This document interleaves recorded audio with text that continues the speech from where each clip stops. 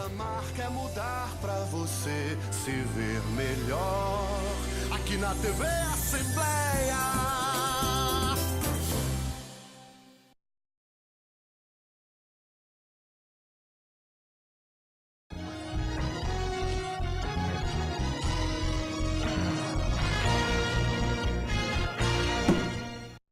Olá, boa noite. Está no ar o programa Questão de Ordem. Cumprimentando você que nos acompanha diariamente aqui pela TV Assembleia e também pela FM Assembleia 96,7, que todo dia passa o Questão de Ordem às 10 da noite, também nas ondas do rádio, não é? Levando bem longe o nosso programa através da 96,7, cobrindo todo o estado do Ceará, todo dia, de segunda a sexta, às 10 da noite. No programa de hoje nós vamos debater gestão pública e alguns aspectos, inclusive, da ação do Tribunal de Contas do Estado, o TCE.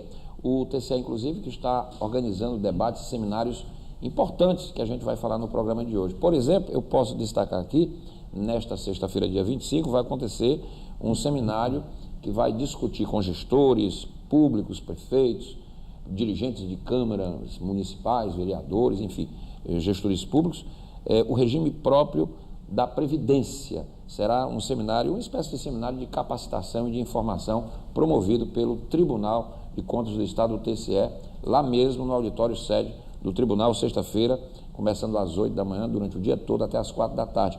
Esse mesmo formato de encontro já discutiu, por exemplo, a questão dos resíduos sólidos, que é um problema, né? A gestão desses resíduos, inclusive aqui no estado do Ceará. A gente vai falar também de outros temas sobre o trabalho do TCE e qual é mesmo o papel, eu vou até pegar esse mote a partir de um tema que o próprio TCE debateu no último dia 18 do mês de maio, exatamente os desafios das instituições públicas, não é? Que foi um dos temas focados no 9º TCE debate realizado no dia 18 de maio, que é uma construção muito interessante que acontece no âmbito do Tribunal de Contas do Estado do Ceará. Esse, inclusive, 9º TCE, ele focou desenvolvimento disruptivo e suas implicações para o século XXI, contando, inclusive, com a palestra de um professor da Universidade Federal de Pernambuco, pós-doutor pela Universidade de Harvard, Marco Antônio Rios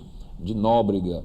Então, um debate realmente muito interessante, que contou como debatedor ninguém menos do que o presidente da Fundação Cearense de Apoio ao Desenvolvimento Científico e Tecnológico, a FUNCAP, o cientista, o doutor Tarcísio Pequeno. Esses são temas que eu vou abordar a partir de agora no Questão de Ordem. Eu estou recebendo aqui o presidente do Tribunal de Contas do Estado do Ceará, do TCE, doutor Edilberto Pontes. É com ele, a partir de agora, o Questão de Ordem. Uma rápida apresentação do doutor Edilberto, que é bastante conhecido e sempre traz boas notícias quando ele vem aqui ao nosso programa. Doutor Edilberto Pontes é graduado em Economia, tem graduação em Economia pela Universidade Federal do Ceará, tem também graduação em Direito pela Unifor, tem pós-doutorado em Democracia e Direitos Humanos na Faculdade de Direito da Universidade de Coimbra, é doutor em Economia pela UNB, Universidade de Brasília, e mestre na mesma área em Economia pelo CAEM, que é o curso de pós-graduação em Economia da Universidade Federal do Ceará. É também especialista em políticas públicas pela George Washington University dos Estados Unidos. Tem uma carreira brilhante na área pública, como consultor, por exemplo, na área de Economia da Câmara dos Deputados, foi professor da UNB, da Fundação Getúlio Vargas, e foi empossado no cargo de auditor do Tribunal de Contas no dia 25 de outubro de 2007, depois de ter sido classificado em concurso público. Depois foi escolhido pelo governador Ciro Gomes para a vaga de conselheiro destinada ao quadro de auditores da Corte de Contas, assumindo o cargo em 18 de março de 2010. Foi vice-presidente de Tecnologia e Informática do Instituto Rui Barbosa, foi corregedor do TCE, vice-presidente do próprio TCE no biênio 2014-2015 e agora presidente eleito e reeleito do Tribunal de Contas do Estado. Doutor Edilberto Pontes, a partir de agora, no programa Questão de Ordem, aqui ao vivo, para você que nos acompanha no rádio e na TV. Doutor Edilberto, boa noite, tudo bem? Boa noite, prazer conversar com você, Renato. Prazer é meu. Doutor Edilberto, antes da gente falar pormenorizadamente dos grandes desafios, quais seriam os grandes desafios? Eu vou pegar esse mote aqui que a minha produção me passou. Quais são os grandes desafios das instituições públicas uma corte de contas que é importante num momento como nós estamos vivendo num país em que as instituições públicas estão sendo cobradas, os agentes públicos estão sendo cobrados, está havendo uma rearrumação, uma luta contra a corrupção, que de certa forma está quebrando paradigmas e, tomara, passando este país a limpo. É uma grande questão essa. Para mim, o principal desafio de qualquer instituição é ser relevante, né, no sentido que ela realmente não é a instituição não é um mero órgão de adorno, ela está ali só para constar, para ser um enfeite, né? Ela realmente cumpre o papel para o qual ela foi feita, para o qual ela foi criada, que ela foi desenhada, ela foi pensada. Então, acho que é isso. E para ser isso... Até porque a sociedade paga essas instituições. Isso, exatamente. Né? A sociedade que mantém as instituições, né? Ela não pode existir para ela própria, né? E hoje o grande debate, o que é isso, ser relevante? O que a sociedade quer? Me parece que as instituições têm que ser, essa classificação que tem sido muito usada, inclusivas. Inclusivas no sentido de que elas contribuem para que as pessoas... vamos fazer um caso muito específico, o caso do Tribunal de Contas. Sim. O que é um Tribunal de Contas inclusivo? É o que faz com que a administração pública seja melhor, que evite irregularidade, que evite desvio. Ou seja, é uma instituição que faz com que as pessoas vivam melhor, que a administração pública seja melhor, que o dinheiro público seja melhor gasto, mas bem gasto. Eu acho que essa que é uma instituição inclusiva, que seria o contrário de uma instituição extrativista. A instituição extrativista é aquela instituição que existe para ela própria, uma instituição que só existe para pagar salário dos seus servidores, dos seus membros, para mordomias, para... Enfim, mas qual o resultado? Se você fechasse aquela instituição, que resultado faria?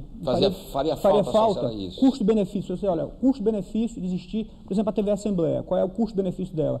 Custo-benefício de existir o Tribunal de Contas. Quando você pondera isso, olha, realmente tem um custo, toda instituição tem um custo, mas o benefício é muito superior para a sociedade.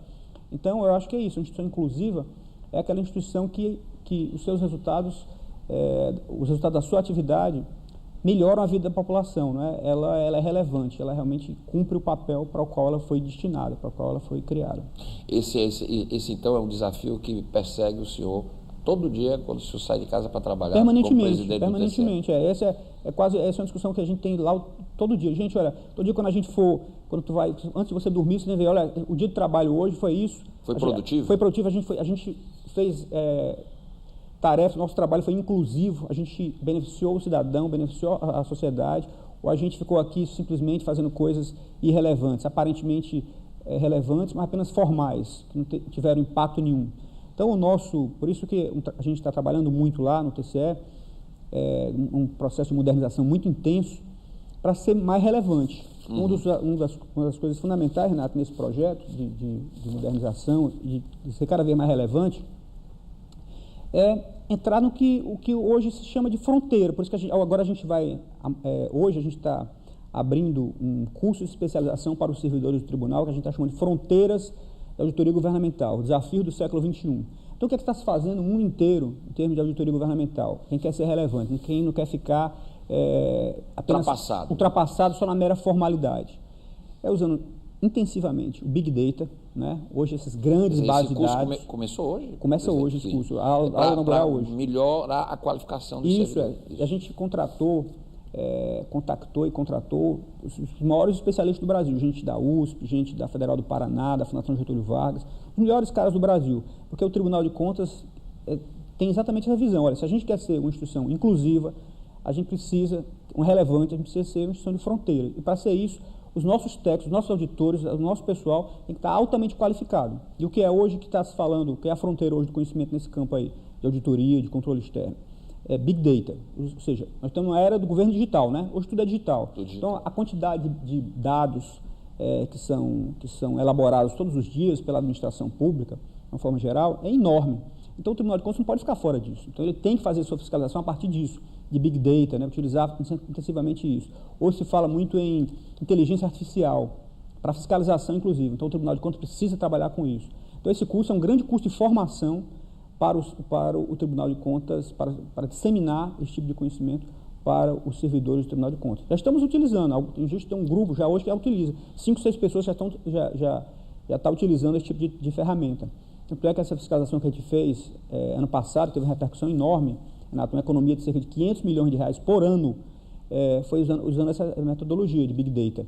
A gente cruzou bases de dados de várias fontes diferentes, grandes bases de dados, e para isso a gente precisava de um equipamento muito específico, uma plataforma muito específica que a gente adquiriu, que chama SAS, a gente adquiriu essa plataforma, e com isso cruzou base de dados de servidores de vários de estados, municípios, de vários da União.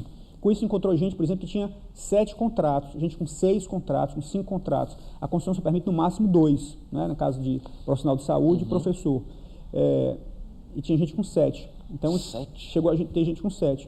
Então, a economia calculada de cerca de 500 milhões por ano, só nesse tipo de trabalho. A gente vai usar essa metodologia também na área de licitações. E aí o tribunal vai lá e exige notifica os gestores específicos. Olha, a gente identificou isso. Às vezes é o que chama de falso positivo. Às vezes não, olha, gente, não é bem assim. Essa pessoa já saiu, é porque não foi o cadastro. Sim. Então, que se explique. Se explique, Mas o fato é que muita gente realmente estava, como o controle era frágil, muita gente estava acumulando ilicitamente. Mas essa mesma metodologia, Renato, de uso de Big Data, estamos começando a usar agora também para a área de licitações. Encontrar, por exemplo, licitantes que tem...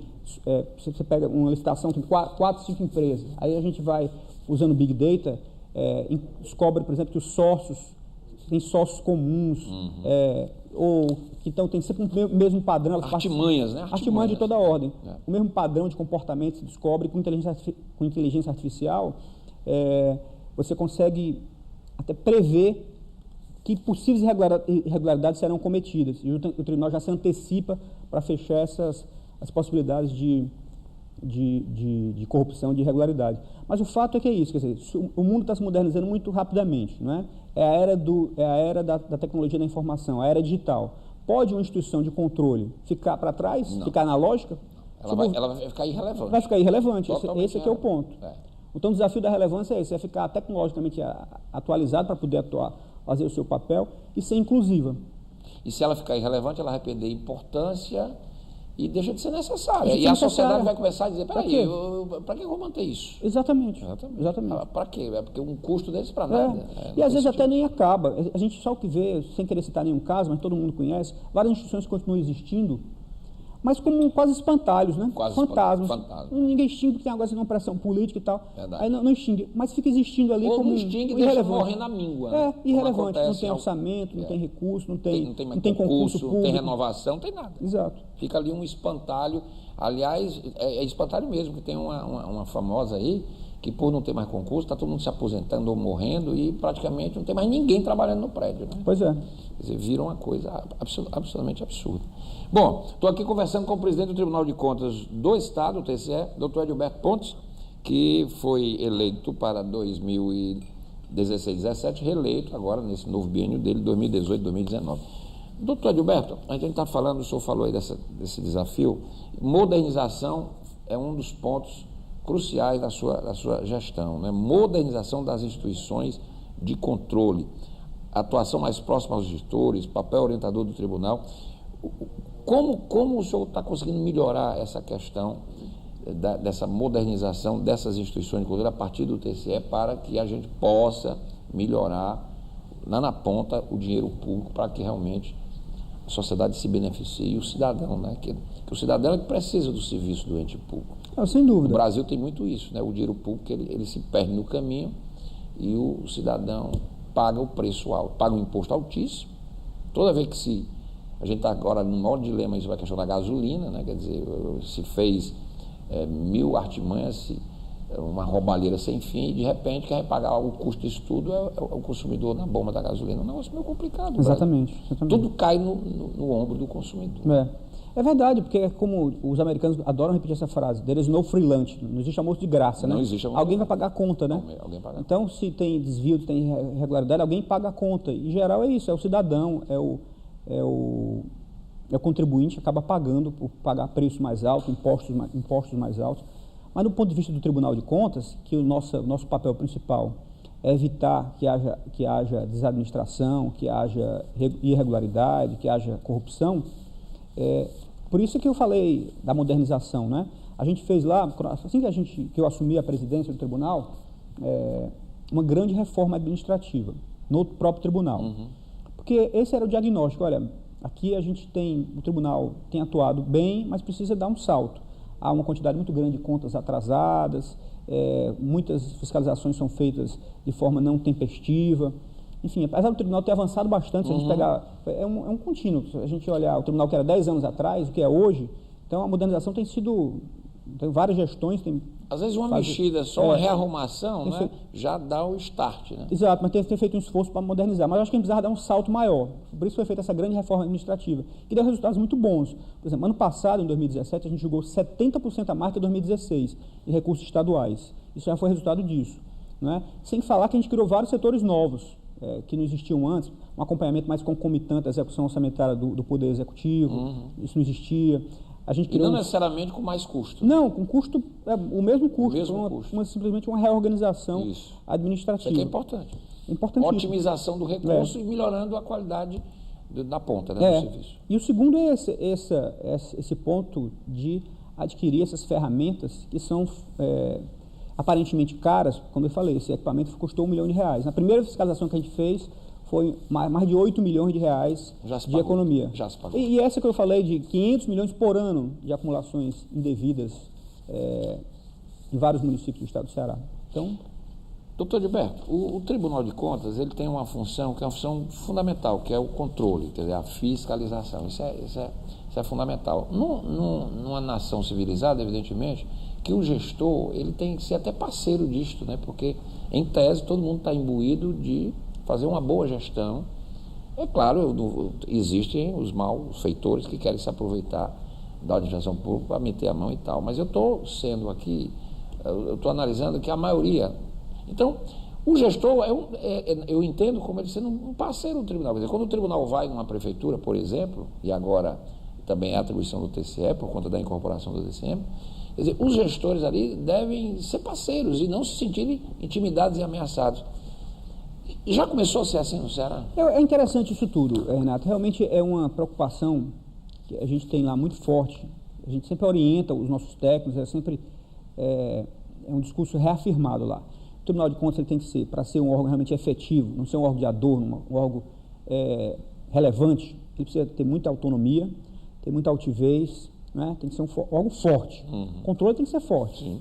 Agora, isso não pode se confundir, ser forte, ser relevante, ser altivo, com arrogância e com hostilidade em relação aos gestores. Os gestores são ali, são legítimos, né? Ou são eleitos, prefeitos são eleitos, ou são secretários que estão ali exercendo uma função legítima, atendendo o interesse do povo, o interesse da população. Então o tribunal não pode chegar lá com hostilidade, com arrogância, jamais isso. Tem perseguição, jamais. Então tem que ser um órgão que dialoga muito. Tanto é que lá a gente está dialogando o tempo inteiro com as instituições representativas, com a PRES, com o UVC, ouvindo sempre os gestores. Eu acho que essa é a nossa obrigação. Os secretários estaduais, sempre as portas estão abertas.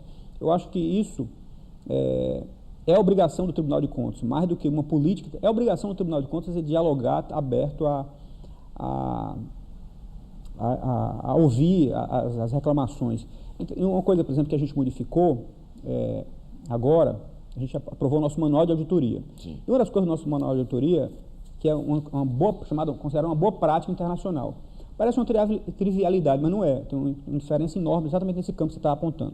Que é o seguinte, o auditor chegou lá no interior, né, na prefeitura, ou aqui no estado, uma secretaria qualquer. Terminou a auditoria, qual é a obrigação do grupo de auditores do tribunal? Eles têm que fazer uma reunião com os auditados, com os gestores, ou estaduais ou municipais, mostrando os problemas que foram encontrados. E os gestores já têm uma oportunidade de dizer, olha, é realmente isso, mas vamos corrigir, já corrigimos isso, entendeu? Já tem uma primeira oportunidade, em vez de você, o auditor, chegar lá de cara fechada, a auditoria sair escondido, depois vir um negócio com um monte de irregularidade, não, ele já tem a primeira conversa, terminou a auditoria, tem a primeira conversa e mostra o relatório dele para o auditado. Exatamente nessa necessidade de ter diálogo, né? Que a auditoria não é a auditoria, o Tribunal de Contas. É ajudar, inclusive, a aperfeiçoar a própria gestão, né? Exato, porque a gente tem que passar desse ponto, porque a gente passou de um extremo a outro. Todos os extremos, acho que a gente vive um extremo que a gente vai chegar a um equilíbrio. Como você fala, um processo meio um processo dialético, né? De tese, antítese e síntese. O que é? Aquele sentido que correr tudo frouxo. Aqui, então, a irregularidades campeando aí, por aí afora, o tribunal muito fraco, um tribunal faz de conta, como muito se falava, né? De outro lado, aí você passou para outro extremo, aquele tribunal que se impõe demais, que dita regras o tempo inteiro, que atemoriza os gestores. Aí é uma expressão que tem se utilizado ultimamente, é o direito administrativo do medo, os gestores com medo, ninguém quer assinar nada, ninguém quer assumir responsabilidade. Então, acho que isso aí paralisa a administração, isso é ruim para a população, isso é ruim para o cidadão, que o cidadão quer o serviço público, claro, quer a escola funcionando, quer o posto de saúde funcionando, quer o remédio, não é isso? Se o gestor tiver com medo de assinar a licitação, se ele tiver com medo de comprar o medicamento, então não vai funcionar, vai paralisar. Então, não é o papel do tribunal fazer paralisar nada. Né? Então, de um lado corria frouxo, de outro é o contrário, controle demais, ninguém pode fazer nada, todo mundo com medo. Então, a gente tem que partir para... A virtude está no meio, né? Exatamente. Não tá nos extremos. Exato, é um tribunal firme, forte, altivo, não é faz de conta, pelo contrário, mas ao mesmo tempo ele não intimida ninguém. Ele é um órgão que dialoga, é um órgão que não é arrogante. Eu acho que esse é o caminho que estamos trilhando já hoje, acho que já pode ser sentido isso, eu tenho recebido muito feedback, muita gente falando sobre isso, mas essa é a orientação, essa é a nossa política hoje no Tribunal de Contas do Estado. Estou conversando aqui com o doutor Edilberto Pontes, que é o presidente do Tribunal de Contas do Estado do Ceará, TCE. Doutor Edilberto, o senhor veio aqui quando estava se discutindo a questão do TCM, depois, quando o TCM foi extinto, nós já tivemos uma primeira conversa, o senhor estava reorganizando, né, quer dizer, a incorporação dos servidores, mas o senhor garantiu naquela oportunidade, me lembro bem, e também em outros veículos de imprensa, que o povo do Ceará podia ficar tranquilo, que a fiscalização não iria ser prejudicada, que o recurso público seria sempre a grande questão do TCE. Eu pergunto, já deu para equacionar todos os problemas? Ainda está no processo de montagem dessa estrutura? Como é que está, como é que foi a incorporação e como é que o TCE está hoje agindo, já também fazendo às vezes do extinto Tribunal de Contas dos Municípios, para manter tudo isso que a gente já conversou aqui, quer dizer, uma boa fiscalização, sem paralisar as administrações, mas sobretudo preservando a qualidade do recurso, para que os gestores possam oferecer o serviço que a comunidade merece, né? Sem dúvida, esse foi um desafio muito grande. Essa transição não está concluída. Por exemplo, a gente mandou aqui o projeto de lei para a Assembleia Legislativa, lei orgânica ainda não foi aprovada. Ainda não foi aprovada. Falta a Assembleia também fazer o papel dela. Estamos esperando que a Assembleia aprove. Eu já conversei com o presidente da Assembleia, prometeu apoio para isso. A gente sabe que agora é um período complicado, um ano de eleição e tudo mais. Mas, enfim, para a gente é muito importante que essa lei orgânica seja aprovada para a gente fazer outras... Essa lei diz o quê, doutor? A lei orgânica é a lei que, como o nome diz, que organiza o próprio funcionamento do tribunal. Como é que ele está funcionando hoje? É um novo momento do tribunal. Como é que ele está funcionando hoje? Ele está funcionando com a lei orgânica do TCE, que só tinha fiscalização estadual, com a lei orgânica do TCM, que já foi extinto. Quer dizer, é uma coisa até estranha, a gente funcionando com a lei orgânica de um órgão que já foi extinto. Mas foi isso que a emenda determinou. Então, claro que está muito longe de ser o ideal isso, né? Isso gera uma série de problemas no nosso dia a dia. Então, a gente precisa que essa lei seja aprovada. O presidente da Assembleia já prometeu o empenho para aprovar essa lei, já conversei com outros parlamentares também. Enfim, mas isso é um passo importante. Mas o fato é que as coisas estão funcionando, a fiscalização continua a pleno vapor. A gente tinha uma estratégia, Renato, logo quando a Assembleia decidiu a extinção, aquela estratégia de curto prazo, que era no sentido de passar aquela mensagem, olha, a fiscalização continua. Isso, é importante. O Tribunal de Contas está vivo, né? Isso. Então, a gente retomou o TCM por uma série de dificuldades orçamentárias, operacionais que eles estavam enfrentando, eles haviam paralisado as fiscalizações. Desde maio, a extinção foi em agosto. Então, assim que o Tribunal de Contas reassumiu, já em setembro retomou as fiscalizações ordinárias. Então, as equipes foram para os interiores, foram feitos sorteios, né, para ver que municípios iam ser fiscalizados. E esse ano, normal, esse ano são 54 municípios que estão sendo fiscalizados em loco. Isso de acordo com critérios que o tribunal definiu. Em 5, a gente tem lá, usando exatamente essa tecnologia da informação, Big Data e tudo mais, a gente definiu 5 grupos de municípios, aqueles de altíssimo risco. Por que é altíssimo risco? Aquele, por exemplo, que teve denúncias, seguidas denúncias, aquele que a arrecadação, o orçamento é muito grande e que faz tempo que o tribunal não fiscaliza, uma série de critérios, são vários critérios para definir porque é um município de alto risco, são 9, todos serão fiscalizados em loco, todos os 9. Aí depois tem o segundo grupo de altíssimo risco, não, altíssimo risco, o outro é alto risco. Depois médio risco, baixo risco e o outro depois o risco mínimo. Mesmo risco mínimo será sorteado, um dos que está no risco foi sorteado já e será fiscalizado também, em loco também. Então todos, independente do grupo que você tiver, o município será fiscalizado. Altíssimo risco, todos serão fiscalizados, e de baixíssimo risco será sorteio entre os que estão lá, será sorteado um. Mas ninguém fica fora da fiscalização? Nenhum grupo fica fora da fiscalização, ele potencialmente pode ser fiscalizado pelo tribunal. Isso é a fiscalização ordinária. Fora, Renato, que pode ser também que haja aquelas fiscalizações extraordinárias, porque houve uma denúncia.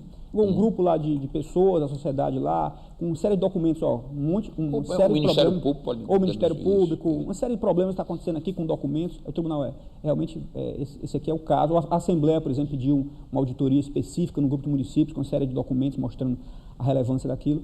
Então, 54 é ordinária, fora esses outros casos aí. Então, isso está funcionando perfeitamente também. As equipes estão indo aos interiores, estão trazendo os relatórios, estão sendo incorporados os relatórios aos trabalhos do tribunal, de uma forma geral. Os julgamentos de contas estão acontecendo normalmente, as câmaras estão funcionando. O que aconteceu agora é que as sessões estão demorando mais, né? Porque o número de processos é muito maior. Mas é interessante, Renato, que o número de julgamentos estaduais não diminuiu em relação ao ano passado. No ano passado subiu 70% em relação a 2016. Este ano a gente está em recursos estaduais 5% a mais do que era 2017. Porque o TCE, ele acumulou, além do trabalho que ele já tinha, ele agora acumulou então, o trabalho do TCM. Então, na parte estadual, a gente está 5% a mais do que era 2017. Quer dizer, não atrapalhou. A produtividade aumentou drasticamente. Então, não atrapalhou o estadual. E o municipal, os recursos municipais, está sendo feito, normalmente, já foram julgados aí mais de 2.000 processos, não tem um número aqui de cor, mas desde que o tribunal assumiu, agosto, mais de 2.000. Eu até considero um marco, Renato, a data de 27 de outubro. É quando o Supremo sacramentou. Sim, sim. Porque até ali ficava aquela história, vai ter eliminar, não vai ter, as pessoas não se engajavam. Aí o Supremo encerrou quando o Supremo realmente encerrou a história, que realmente a história começou, né? Começou, de fato. Porque ali ficava, vai ter eliminar, não vai? Vai ter, toda semana era um boato que ia ter. As pessoas não se engajavam, ficava aquela coisa indefinida. Mas, enfim, eu acho que isso... Ou seja, então, quer dizer, em setembro, antes mesmo de uma definição final do Supremo, quer dizer, o tribunal já estava em campo. Já estava em campo, isso é importante. É que eu dizia para as pessoas, era isso, olha, até a gente... Mostrar que a coisa... Então, muitas pessoas até me criticaram o Tribunal de Contas, pessoas de outros tribunais de contas, por conta dessa atuação do Tribunal de Contas. Querendo, assim, que nós tivéssemos solidariedade em relação ao TCM. Eu digo, gente, o TCM merece todo o nosso respeito, tem uma história respeitável. Mas quem decidiu isso foi a Assembleia Legislativa do Estado do Ceará. E o ponto que me interessa é o seguinte, a população do Estado do Ceará não pode ter 184 municípios, prefeituras e Câmara de Vereadores sem fiscalização. Não pode. Então, o nosso dever, o dever do Tribunal de Contas, corretíssimo, a gente não pode escapar e fazer essa fiscalização. Claro. Então, já pensou, seria até prevaricação. Em solidariedade é o TCM, o TCM não vai fazer nada, para dizer que não tem condição. Não, ele pode sim, ele vai fazer, ele vai cumprir o seu dever. Foi o que a gente fez e o que a gente está fazendo.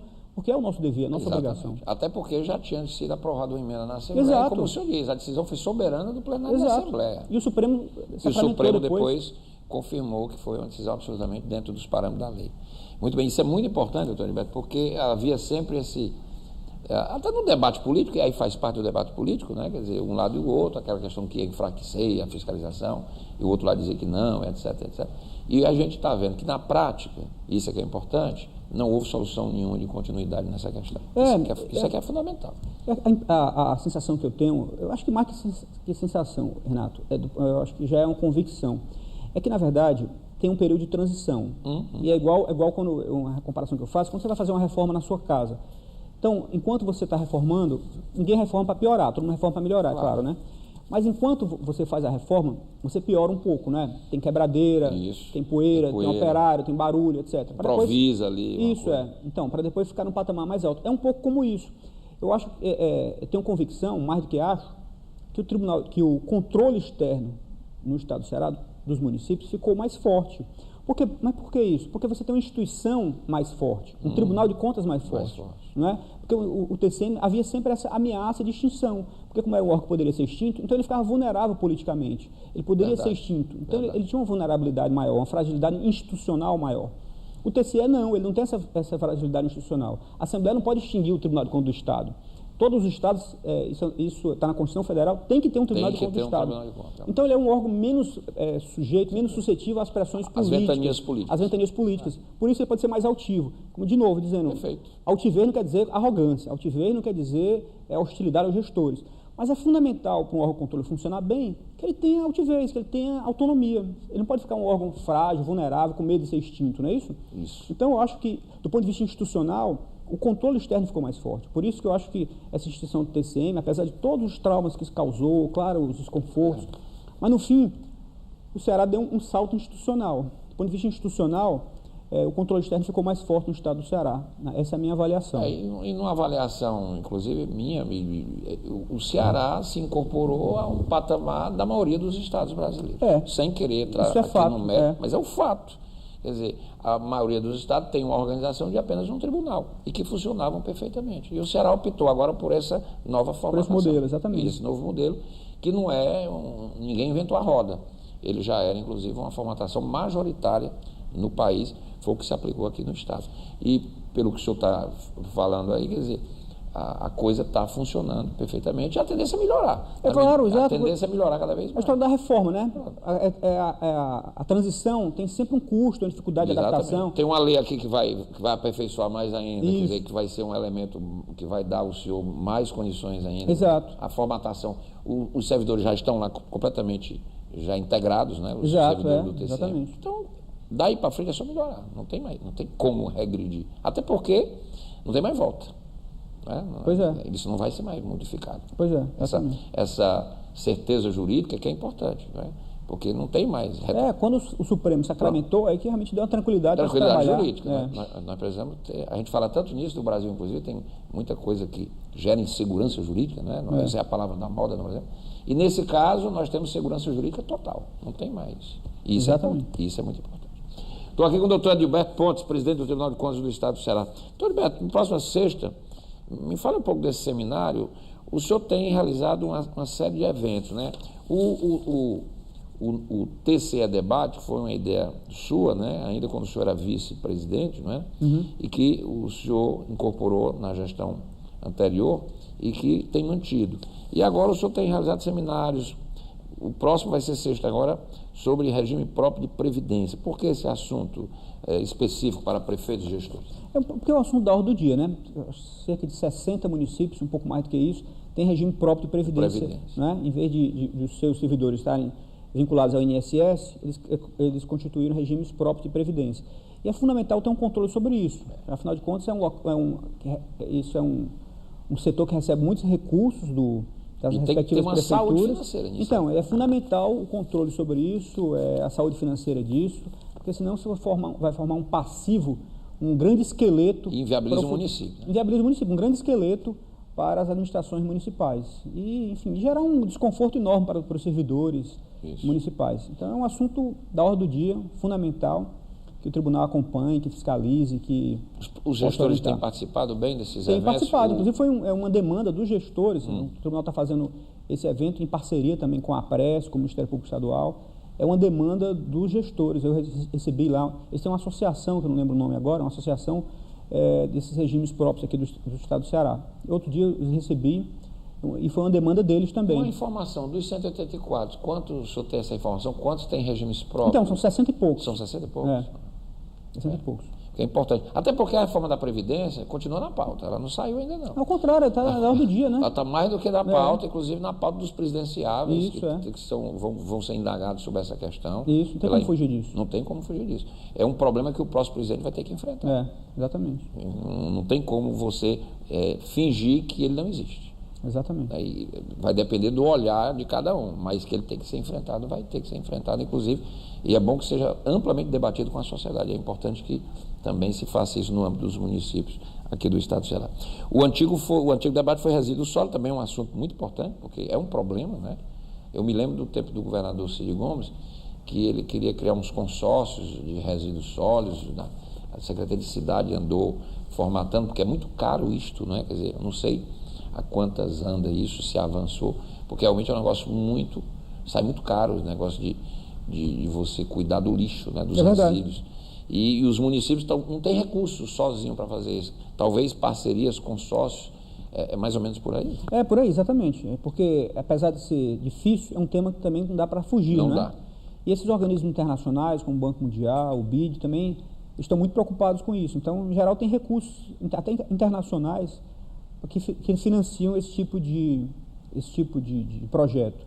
Então, precisa avançar mais, mas alguns casos já se avançaram aqui. Tem uma ideia muito interessante, doutor Edilberto, eu acho que o senhor até participou do lançamento lá na Câmara. O presidente da Câmara, o vereador Salmito, ele tem liderado um movimento muito interessante de um fórum metropolitano, da região metropolitana de câmaras, criando uma espécie de uma ambiência de debate, de solução de problemas, inclusive problemas como resíduos sólidos, porque inclusive essa formatação facilita inclusive a atração de empréstimos externos, que muitas vezes esses municípios isolados, pelo limite populacional, não têm acesso.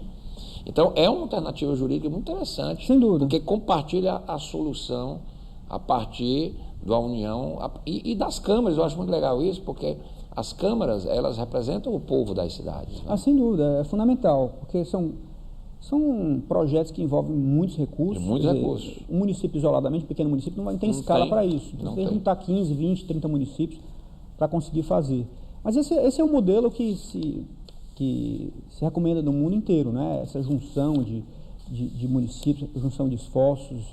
O que é interessante, Renato, esse debate agora que está havendo sobre criação de novos municípios. Sim, o que você acha disso? Pois é algo, eu acho extremamente controverso, que a gente olha, por exemplo, né, na experiência internacional, por exemplo, na Alemanha, o modelo de federalismo também muito forte, o estímulo lá é exatamente o contrário, no sentido de você, o Japão também tem isso, no sentido de dar incentivos para juntar. Quanto mais você junta, mais recursos você recebe. Quer dizer, aqui é o contrário, esse negócio de fragmentar. Pois é, eu digo, quando você fragmenta demais, quer dizer, o recurso acaba sendo tão pouco que não tem impacto, né? Quer dizer, mais uma Câmara de Vereadores, mais uma prefeitura, mais uma burocracia. Isso. Ora, essas que estão aí não conseguem formar, elas não conseguem ter recursos suficientes para ter, por exemplo, esse é um problema que a gente enfrenta. Olha, tem que ter um auditor, tem que ter um controle interno, tem procuradoria jurídica. Aí as prefeituras alegam, muitos com razão, dizem, olha, mas não temos recurso para isso, eu não tenho dinheiro para montar uma burocracia. Tem as procuradorias. Então, não tenho dinheiro para montar uma burocracia. Aí você vai criar novos municípios.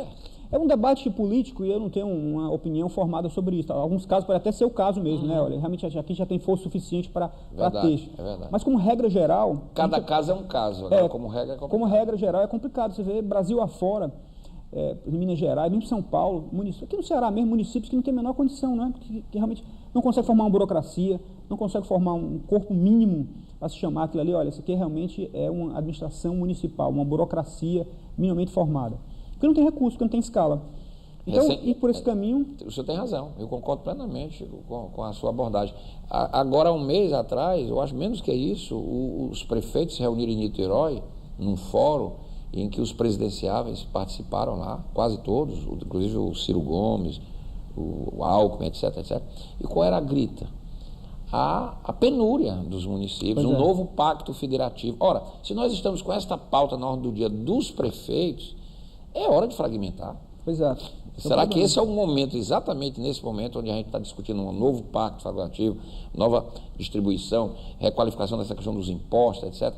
Aí você, nesse momento, está discutindo isso aí, vai fragmentar de novo, criar mais problema, né? Quer dizer, manda a lógica que você aguarde um pouco para ver, pelo menos, como é que o Brasil vai se comportar, inclusive no meio de uma crise financeira, onde tem redução de arrecadação, enfim, e queda dos repasses. Exatamente. Então, você dividir, fragmentar mais ainda, eu concordo plenamente com a sua abordagem, né? Quer dizer, aliás, eu fiquei até estranho quando eu vi uma notícia que a Câmara dos Deputados se prepara para votar essa emenda dos municípios, exatamente há pouco tempo que os prefeitos andaram até na Câmara pressionando por mais verba, né? E um contrassenso, né? Pois é, realmente... É uma coisa dessas coisas que acontecem no Brasil, que a gente fica assim, sem realmente compreender.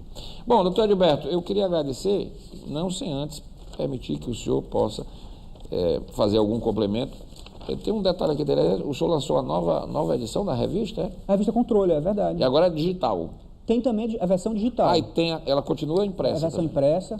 Versão digital. Era muito interessante essa revista. Pois esse realmente é um trabalho, Renato, que a gente lá no tribunal tem muita alegria por fazê-la, por realizar essa revista, porque muita gente até me procura, gosta da revista, procura como é que eu faço uma revista também e tal. Uhum. Então, a gente vê isso, olha, é muito fácil fazer um número de revista, 1, 2, mas tem um cemitério enorme de revistas que foram lançadas só o número 2. O difícil é isso, é manter a chama acesa, né? A roda girando. Então, eu acho que esse é um trabalho que a gente conseguiu realmente ter uma credibilidade muito grande. Ela sai semestralmente, gente do Brasil inteiro manda artigos. Silvio Carlos costuma me dizer, uma vez, quando chegar no número 10, aí você me procura. Pois é, exatamente, diferentes instituições do Brasil, diferentes estados. A revista ela engrenou, sabe? Ela tem uma credibilidade muito grande e é um orgulho para a gente. Maravilha. Ter essa revista, porque realmente ela adquiriu uma credibilidade muito grande. E todos os artigos, qualquer pessoa pode mandar artigo para ela, né? São reflexões sobre a administração. Ela está no site do TCE. Está no site também, E também tem a versão impressa. Mas são reflexões sobre a administração pública, sobre lei de responsabilidade fiscal, lei de licitações e contratos, novas técnicas de gestão, enfim, esses temas da administração pública, do controle, elas são publicadas lá. Mas para publicar, Renato, é necessário, você manda para lá, a pessoa manda, mas passa por um conselho editorial. Pelo menos 2 avaliadores examinam e vê a qualidade do artigo. Qualidade, o conteúdo.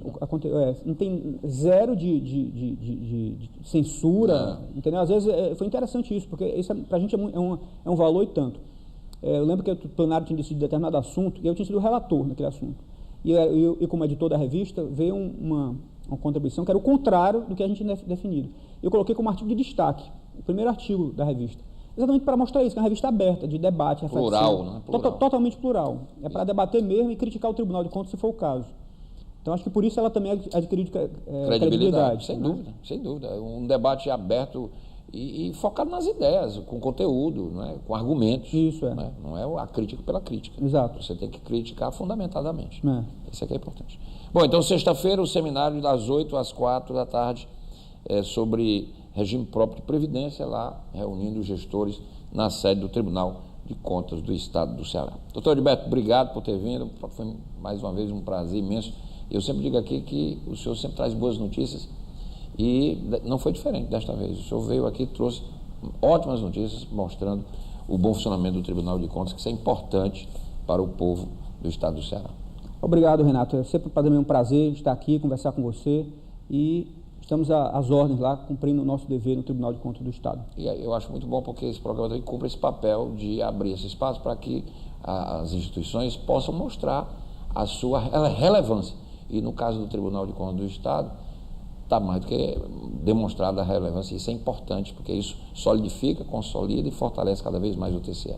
Obrigado por ter vindo. Obrigado. Doutor Edilberto Pontes, presidente do TCE, hoje convidado aqui do Questão de Ordem. O nosso programa fica por aqui. A gente volta amanhã. Até lá.